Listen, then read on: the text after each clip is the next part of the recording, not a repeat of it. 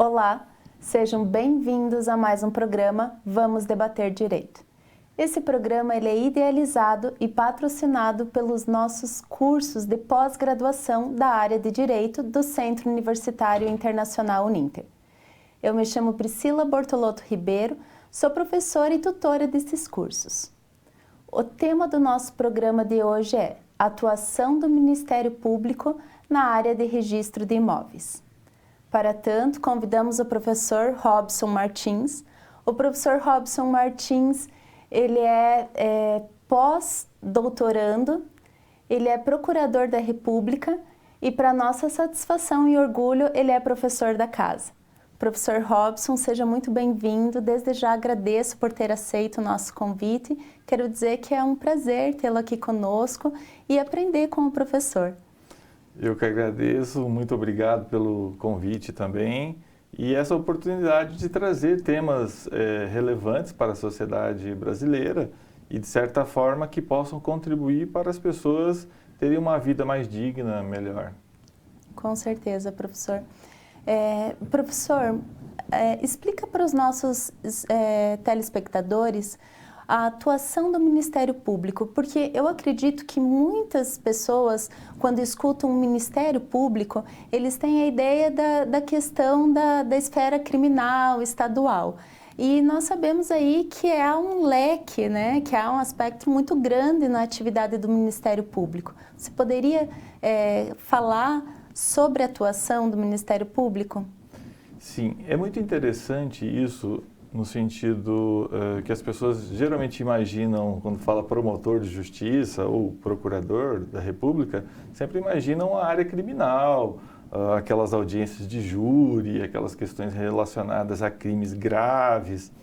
Mas talvez a parte mais importante, eu sou um apaixonado pelo Ministério Público desde muito jovem, talvez a parte mais importante do Ministério Público seja a área civil, porque ela abarca um número maior de pessoas na questão de proteção aos direitos coletivos, direitos difusos, individuais homogêneos também, e são situações que podem contribuir e muito para a melhoria da vida das pessoas.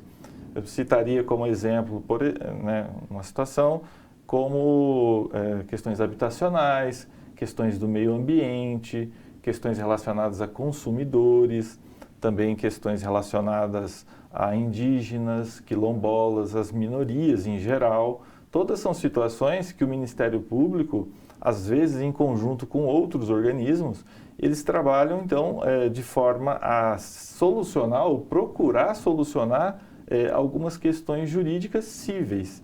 É claro que a questão criminal, ela abarca a maior parte do número de procuradores e promotores de justiça.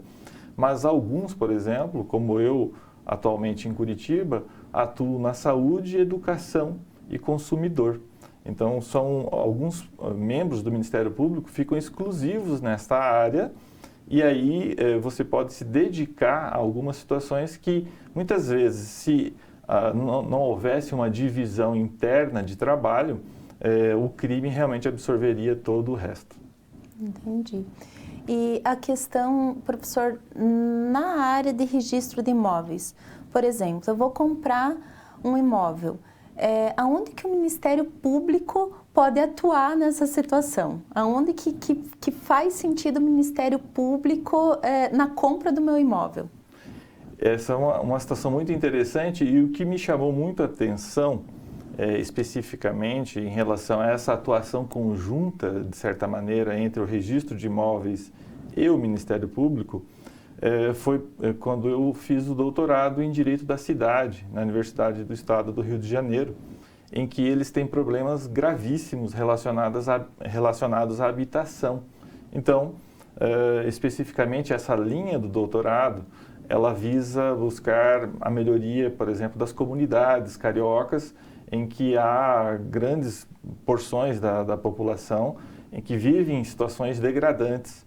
Então, a Universidade do Estado do Rio, ela se dedica muito à regularização fundiária desses locais. Então, eu poderia dizer que o Ministério Público, como ele sempre tem que defender interesse difuso ou coletivo da sociedade, não particular, especificamente de A ou B, mas essas comunidades podem ser, de certa maneira, defendidas pelo Ministério Público. E como seria isso? Seria especificamente na pesquisa dos documentos relativos ao registro de imóveis e também as questões urbanísticas, porque a questão urbanística ela é um direito coletivo. Então, por exemplo, em Curitiba nós temos aqui alguns traçados na cidade que são relacionados à década de 70, em que alguém planejou isso de certa forma e que deu certo. Da mesma maneira, também podem ter planejamentos, isso tem a ver com o plano diretor, que tenha traçados que não venham a ser bons para a sociedade. Então, atualmente, algumas cidades grandes estão tendo revisões dos planos diretores e isso, muitas vezes, o Ministério Público tem que atuar. Isso tem a ver também com o registro de imóveis. Mas, especialmente, que houve uma decisão recente do Superior Tribunal de Justiça, é que o Ministério Público ele tem que atuar muito em consonância com o registro de imóveis no que tange à questão ambiental. Isso é muito importante, porque o Ministério Público sempre defende o meio ambiente. Então, quando uma propriedade, e ela sempre vai ser uma propriedade rural ou urbana, quanto ao meio ambiente, o Ministério Público, então, ele vai atuar, por exemplo, se houver um problema ambiental, para que averbe aquele inquérito civil, às vezes instaurado no âmbito do Ministério Público, isso se averbe na matrícula do imóvel para que a pessoa, eventual comprador, saiba que há um problema ambiental e que aquilo precisa ser resolvido.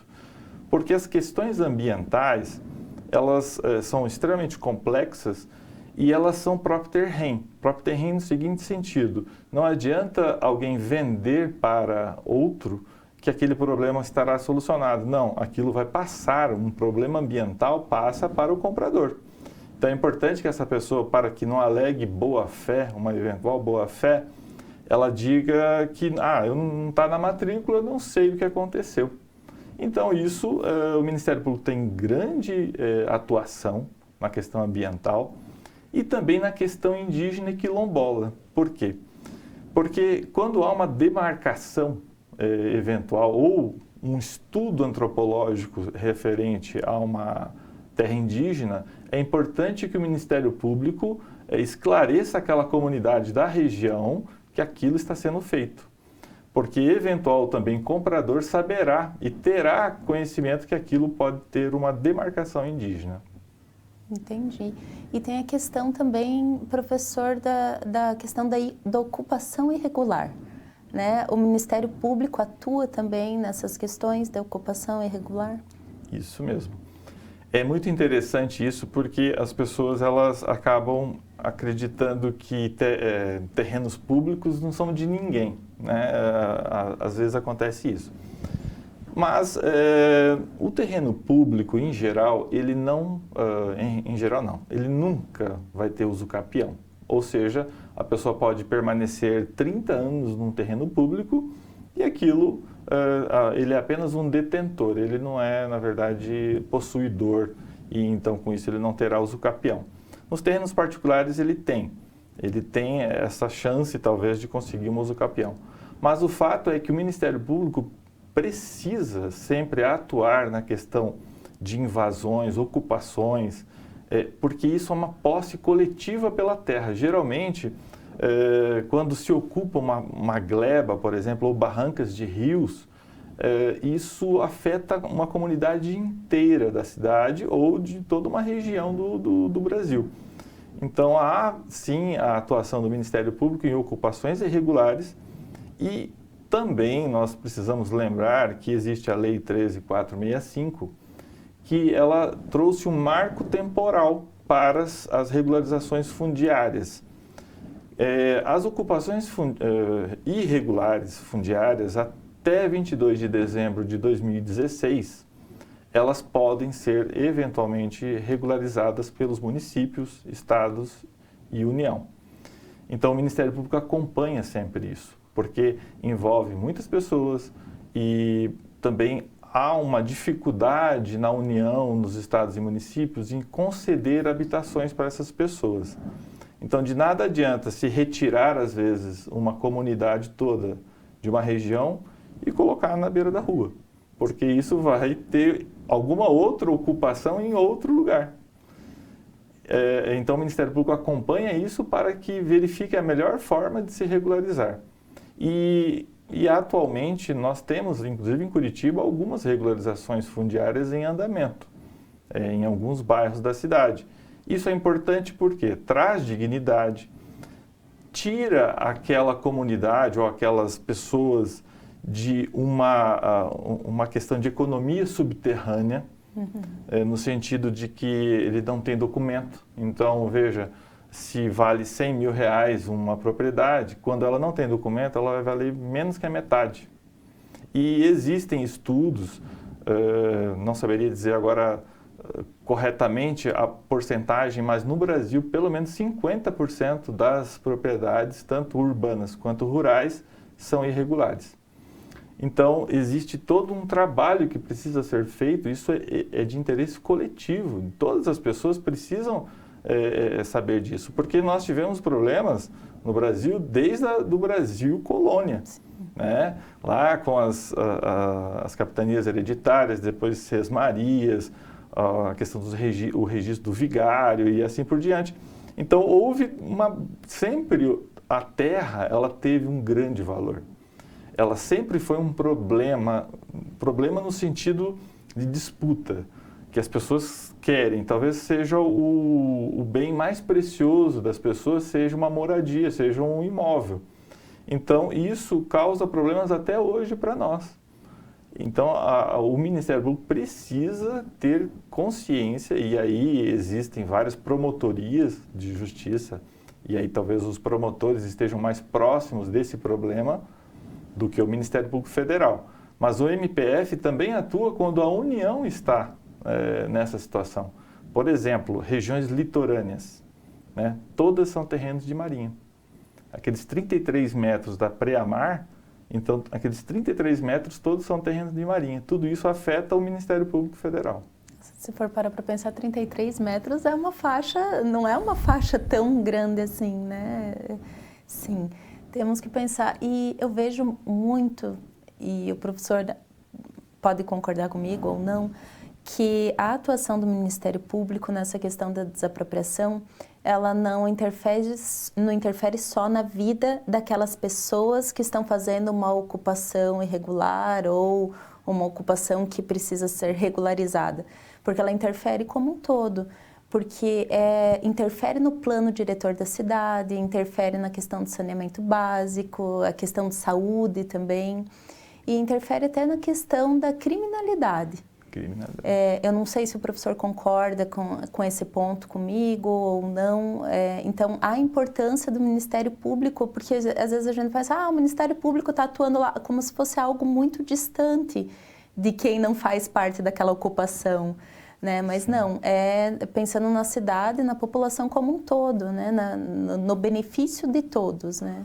Justamente, quando você tocou num ponto muito importante, a criminalidade, ela é um ponto de reflexo da falta da ação estatal.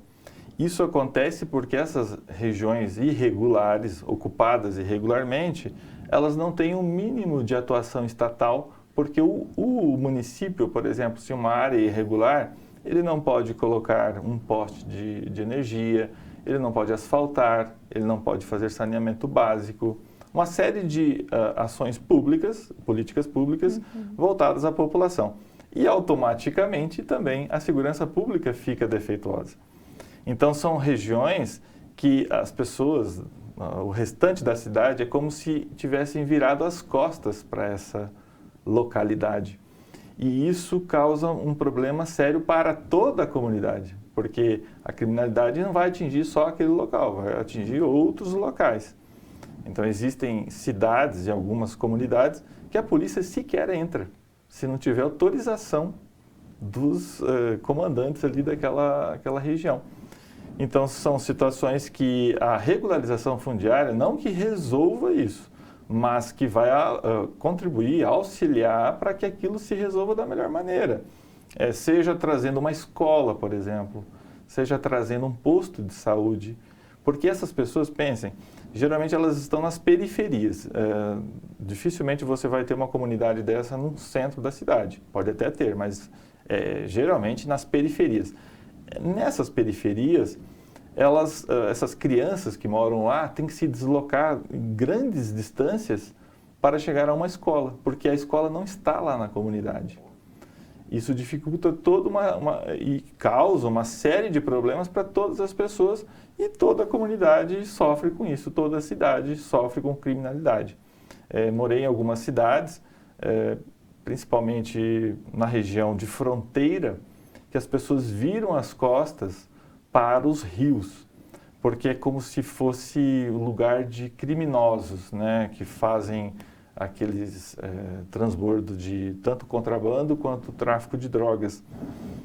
E isso é péssimo. Por quê? Porque as pessoas não olham justamente para o rio. E se aquilo fosse visto, possivelmente os criminosos não dominariam aquele local.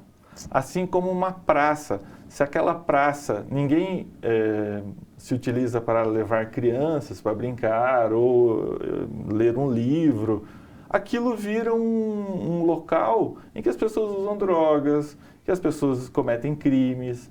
Então, efetivamente, as cidades precisam ser ocupadas.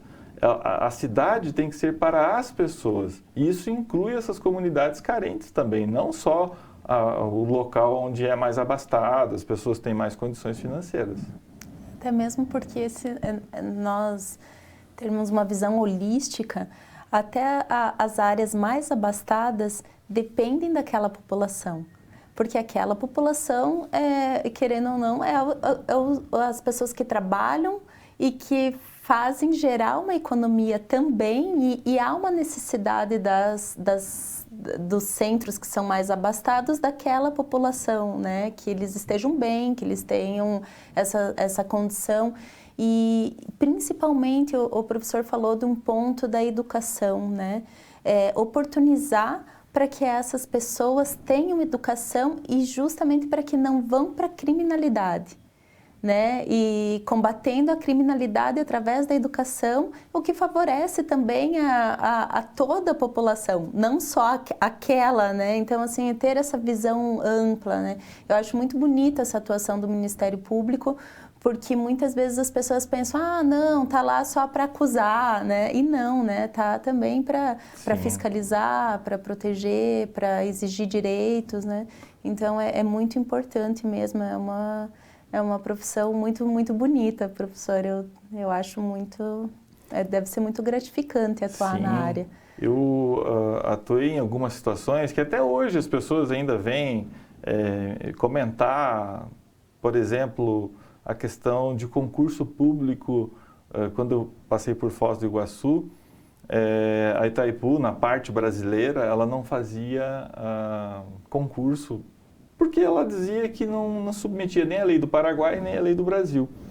E aí, na época, nós ajuizamos uma ação e eles hoje em dia fazem concursos. E isso é interessante porque, na realidade, oportunizou a pessoas que talvez nunca tivessem aquela chance de serem engenheiros, técnicos administrativos, servidores em geral da Itaipu, do lado brasileiro, elas nunca conseguiriam aquilo.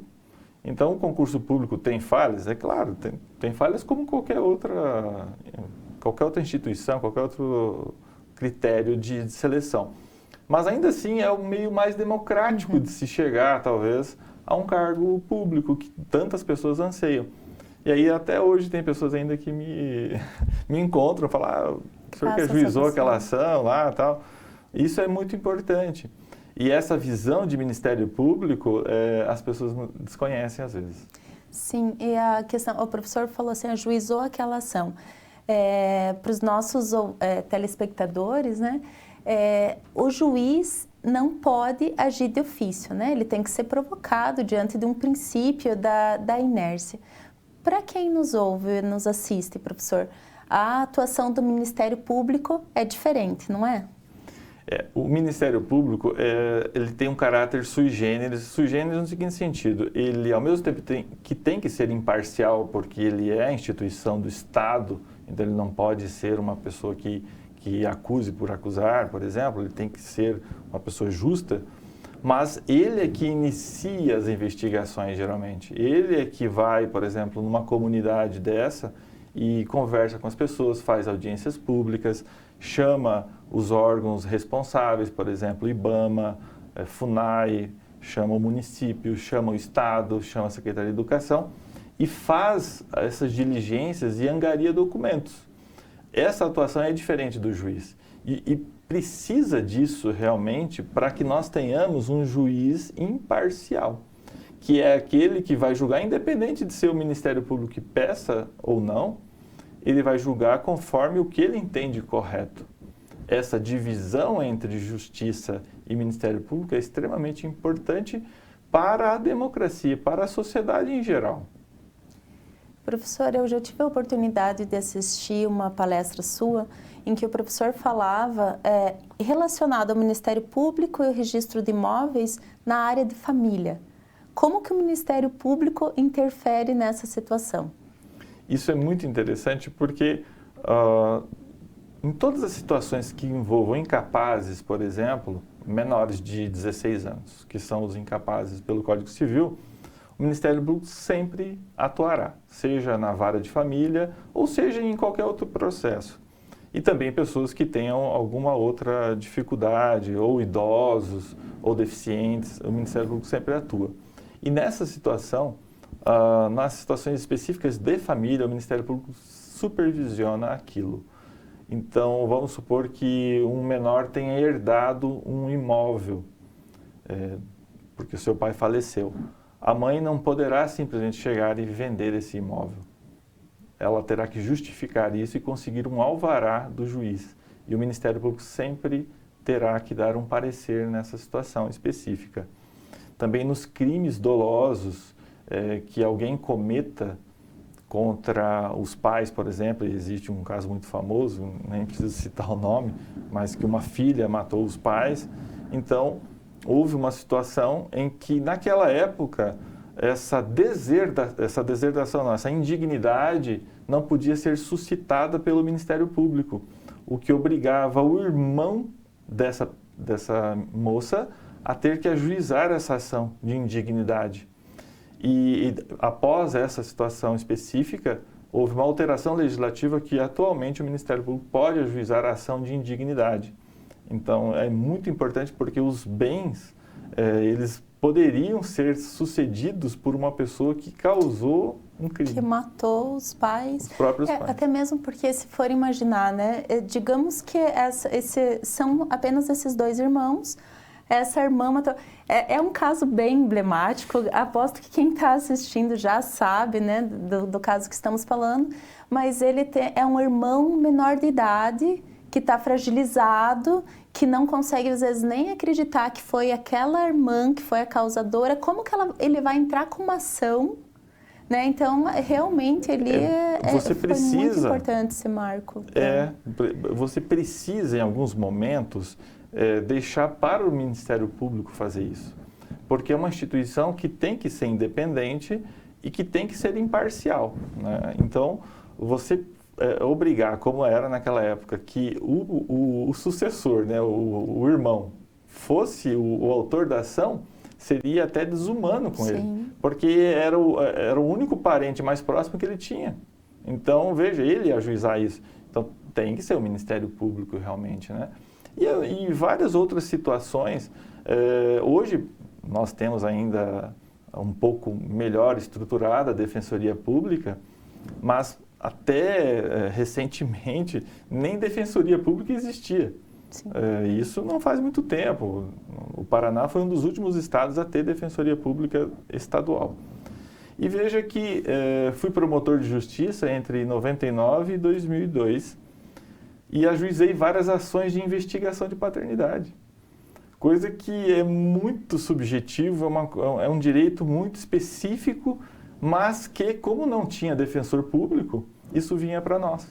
Ajuizei inúmeras ações. Ajuizei ações também de perda, antigamente chamava perda do pátrio poder, e hoje é perda do poder familiar, né? Porque o Código de 16 era muito...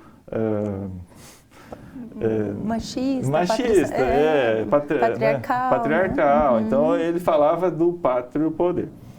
E ajuizei, especificamente perto de Campo Mourão, onde fui promotor, uma ação de perda do poder familiar contra uma própria mãe que mordia a sua filha recém-nascida.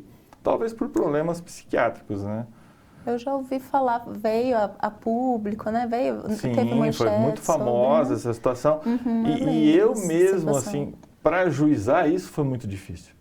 Porque se existe uma coisa mais sagrada do que a maternidade, eu desconheço. E essa ação, ela foi muito dolorosa para mim, porque essa criança ia para quem?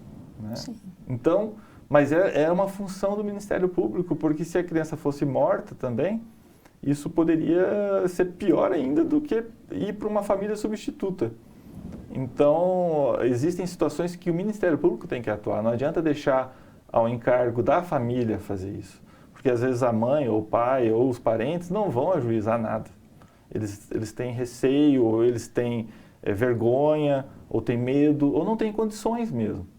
Então, algumas situações tem que ser o Ministério Público nessa questão familiar. Que daí usa da racionalidade da lei, né, para defender, para proteger, embora sejam questões totalmente emocionais, mas que há essa necessidade, né, professor? Justamente. Entendo.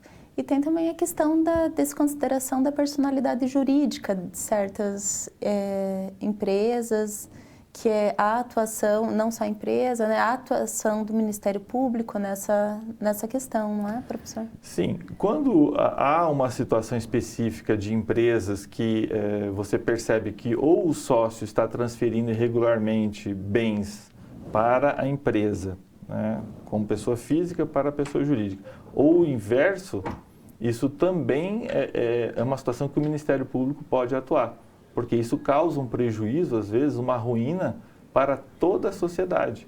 De certa forma, nós temos um prejuízo, às vezes, para os trabalhadores, para também aqueles que negociam com essa empresa.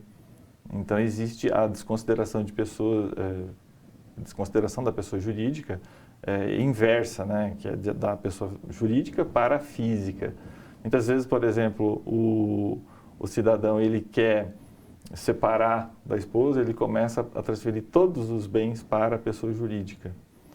Sim. Também existe isso. Então, e o inverso também, a pessoa jurídica percebe que vai quebrar, começa a repassar para o sócio, para aquilo, então, não chegar numa execução. E o Ministério Público, ele atua para que essas fraudes sejam combatidas, tanto no âmbito civil, que às vezes envolve imóveis, e aí você teria que atuar na questão de imóveis, como também nas questões criminais. E principalmente também é importante frisar a questão da improbidade administrativa, que o Ministério Público ele atua fortemente nisso, que é uma questão civil. Então, geralmente tem imóveis envolvidos em pessoas que dilapidam o patrimônio público. Por exemplo, questões de licitações, questões que envolvam corrupção. Então, tem a frente criminal, que vai lá trabalhar os crimes que a pessoa cometeu, mas também existe a improbidade administrativa, que aí o Ministério Público atua para que aqueles bens sejam reservados para pagamento desses danos que foram causados. Professor, o assunto está ótimo, tenho certeza que os nossos telespectadores aprenderam muito. Eu agradeço a sua disponibilidade, do seu tempo, e também pela vontade de passar esse conhecimento e mostrar o quão importante é a instituição do Ministério Público. Agradecemos, espero que tenha outras oportunidades. Eu que agradeço, me coloco à disposição para quaisquer assuntos que eventualmente a Uninter tenha e agradeço muito por fazer parte do quadro docente. Nos vemos até o próximo programa. Até lá!